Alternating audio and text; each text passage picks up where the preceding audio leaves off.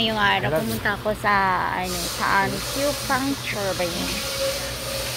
Kasi masakit sobra yung siko ko dahil siguro na-overuse daw. Dahil sa marami akong trabaho palagi at na-overuse yung siko ko.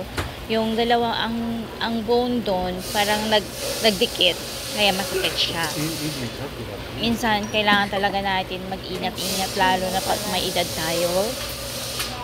Kailangan ano lang, katamtaman na yung mga ginagawa natin kaso minsan dahil sa mga kakulangan natin sa buhay, hindi natin na aalagaan yung health natin kasi mas inuuna natin yung may ilalagay tayo sa mga bunganga natin. Kaya ang nangyayari kung saan medyo masakit na, sobrang sakit na talaga na hindi na natin kaya, saka pa tayo magpapadoktor. Tapos ang ending, tayo yung kawawa kasi mas lumalala na pala yung sakit natin, di ba? Kaya kayo guys, pag may sakit kayo, kailangan take a rest. Huwag niyo pabayaan yung mga sarili niyo.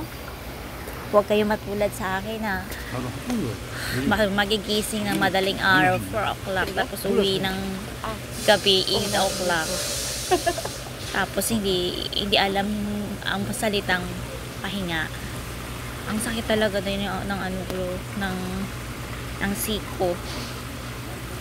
Siguro parang ano siya, parang hindi ko siya mabuhat.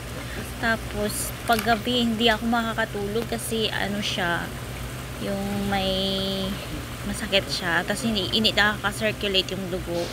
Yan, nilagyan ako ng doctor ng vitamins para kahit pa paano magiging okay daw ako.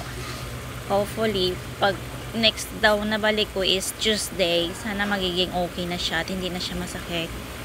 Ang hirap kasi pag magtrabaho na may masakit eh. Tingnan nyo yung marka ng Bye guys!